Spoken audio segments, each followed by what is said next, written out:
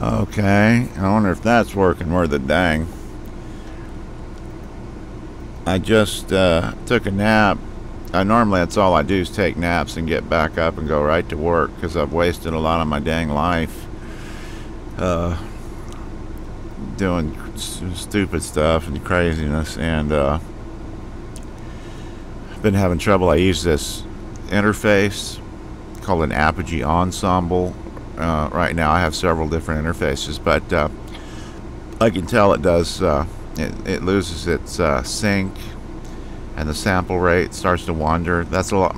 Most of the time with digital audio, the sample rate sync has been lost when it starts cracking and popping, and these all have to agree with the Mac and the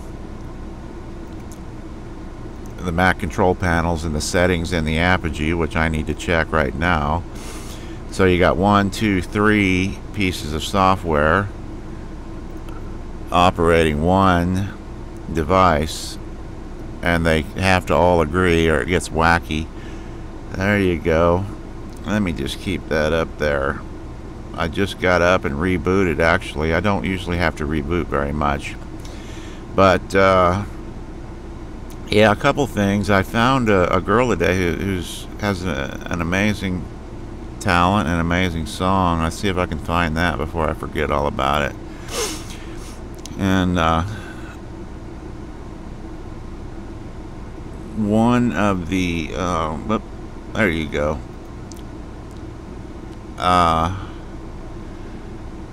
Where is that? I do a thing called pay it forward links, and really the people, I don't know them from Adam, they don't know me, but it just seems like I watch their videos and I get hundreds of emails a day, and a bunch of people watch my video, and these aren't those people really, but they're people where I see they don't have very many hits, and it just, I don't know, they looks like they might want some hits, or they might be lonely, or they might have a real special talent and nobody's recognizing that. And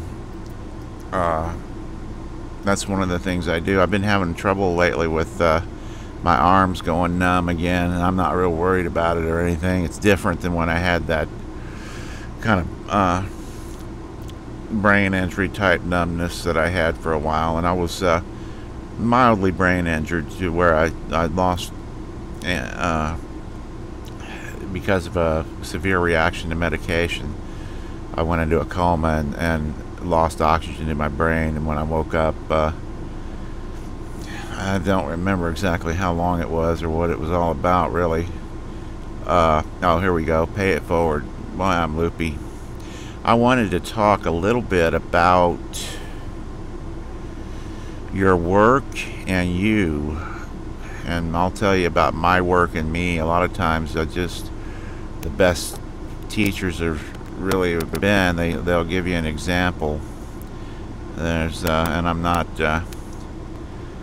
getting religious there. Boy, the dang commercials are just looking more spiffier, better and better. I'm like, well, that's a hell of a commercial. Let me see here. Oh, I found this girl today, and this guy's real cool. Raggy Ragsdale, I like him. He's got a neat blog. Yeah, I'll show you this girl. We may blip over to Raggy's. And this is a great song. This song I'm going to sing for you is a song I wrote with my good friend called Crash and Crow. And I won't use the term sublime because it is, but I'll say it's quintessential. I have a daughter that looks a lot like that, and I don't know her, and this girl reminds me of her.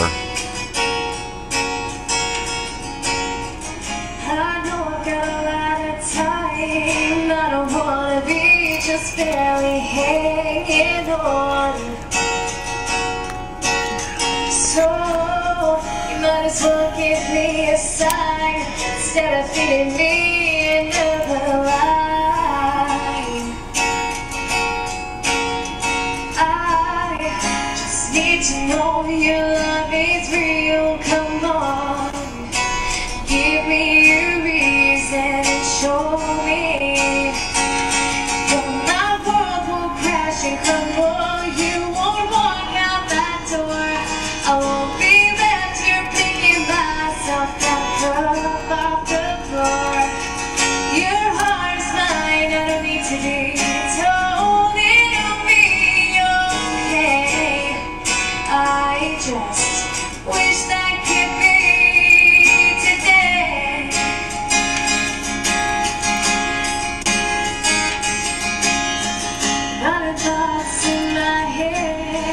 about the day we first Isn't she fantastic? It's just, I really love this song. I just discovered it today, and I've been working in the music business or did for so many years. I can tell really quick anymore with the first couple words if it's something I want to hear.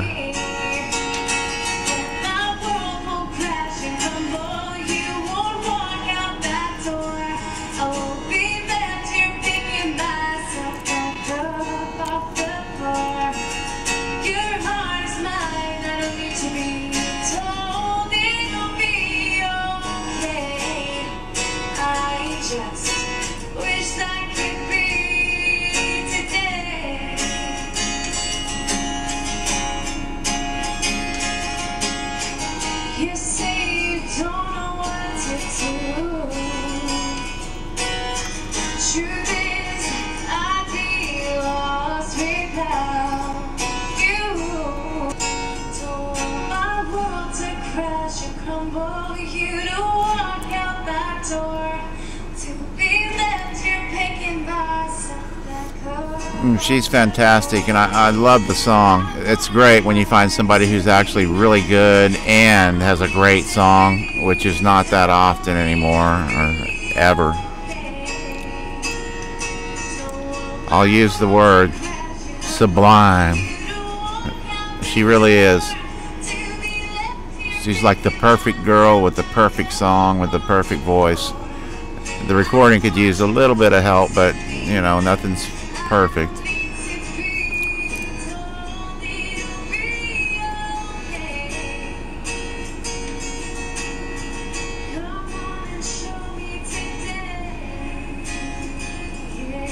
I love that musical phrase through there, those notes.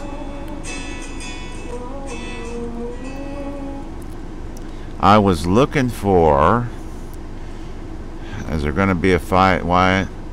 I think there must be, Sam. I was looking for a scene in Wyatt Earp. Oh, girl, you're good, but I'm going to stop you, honey. She's real good. Check her out. The great thing about modern technology is then that people like some older people don't get, including my mom, and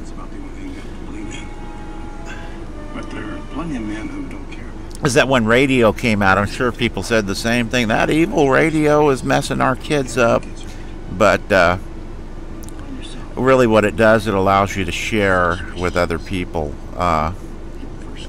intimate, great information quickly and efficiently. I've had 42 zillion things shared with me and shared them with other people today that just wouldn't have been possible even 10 years ago, and it's just real cool. It works for me. I think one of the things that's happening with the world too is that as people are able to share instantaneously like this, the leaders who have lied to us and in different countries, that's why there's all these uprisings, there's the scene I wanted right there, man. Anyway, I want to put that on screen. That's a great, one of my favorite scenes anytime, because it's cool, and I'll touch on that probably. But yeah, I mean, that's why I think Egypt happened, all these things, because these uprisings, the Arab Spring and all that, because people can now cut through the bullshit and the lies of what leaders are telling them to enslave them and make money off them. And it happens here in America, believe me, it happens. And but now that people can instantaneously share with each other, that kind of factor is being cut down, and I've sort of projected into the future what's going to happen with that. I'm into physics and computer science and psychology all, and also futurizing. But I think there's a neat future ahead with some rocky times to get it started. And this type of technology is going to result in a completely different type of social structure and eventually human animal. It's already happening, but a merger between man and machine. Look around, you'll see it. Nothing scary about it. It's like I said with radio, it was like, oh my god, that evil radio, and no, it's just the same. It's just a new way of presenting information, faster information that's always been there. What I like about this scene is Wyatt goes through a terrible time where everything goes wrong and his wife dies, and I remember being in love madly with my first couple of wives and feeling the whole world down on me, and then being sick and stuff, and you know, serious illnesses, and just losing everything, really having to let everything go would be more accurate. And his dad comes into the jail, and Wyatt's drinking himself to death, and his dad comes in and he says to him here, life's all about loss, but we don't use it as an excuse to destroy ourselves. And that has been such a key lesson for me, and everything is that, and it is, life is about loss. I remember when my hair fell out, but all those losses have been blessings, and I think life for me, you know, if you can change the channel and say, well, this guy's pontificating about life, and maybe so. Turned into a vlog, solved all my goddamn problems.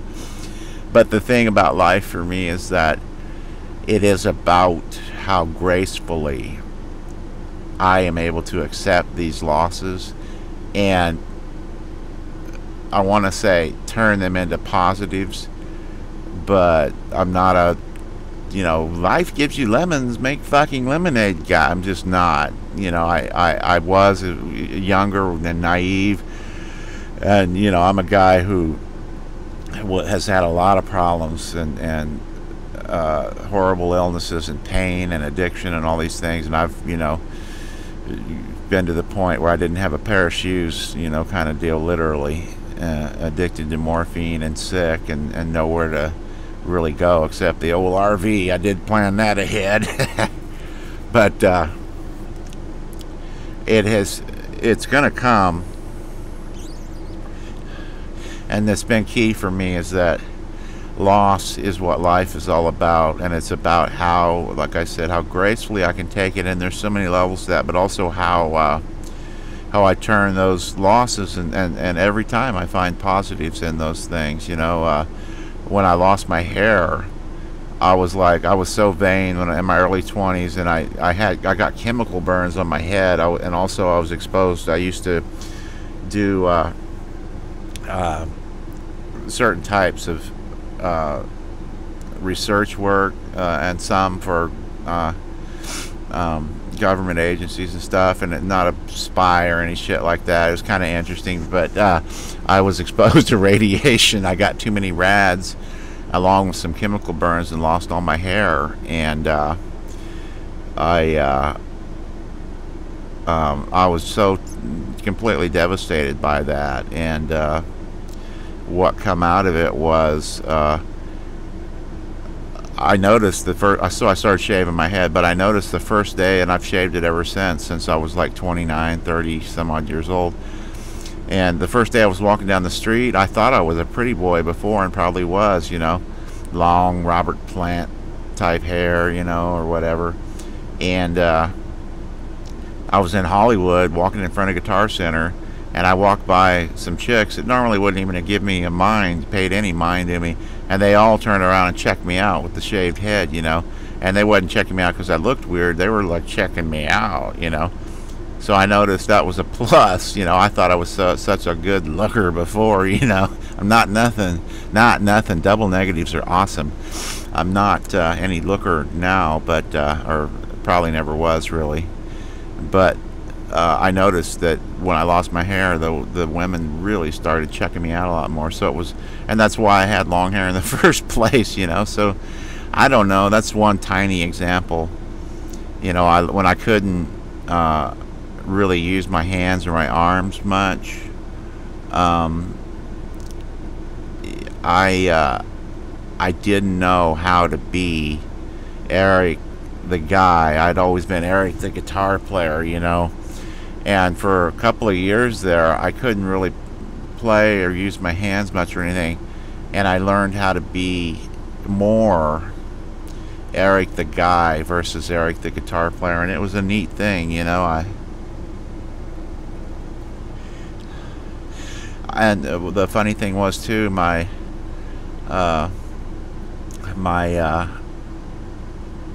ability to understand music overall improved dramatically during that time, and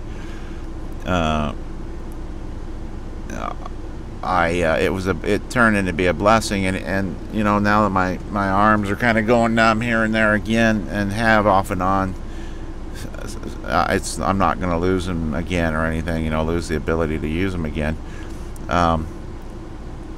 because I've kind of been through this. It really has more to do with other things, but you know, it taught me how to be Eric the guy and not Eric the guitar player only, as everybody knew me. And then the other thing, there's another great movie called A River Runs Through It, and the dad character makes the little boy write a paragraph, and then he says, do it again. The kid's pissed off, and do it again, and do it again, and finally he goes, good, now throw it away. And the kid throws it away, and really what the takeaway from that scene is for me, and I think what the intention of the guy who made the movie, which was Robert Redford, is that you are not your work. It's important to separate yourself from your work and be a person with a set of things that you're working on as a person besides guitar riffs or electronics or physics or solving the problems of God and the universe. So, you know, those are just some of my random thoughts in my vlog there. It helps me to sort of step back and say, okay, I am not my work. When I post something, I'm like, I have to give it 100% and do a great job also, but at some point I just let go of it, you know, and I am not my work. I am also, you know, child of God, child of light. What was I come up with earlier today? I was like,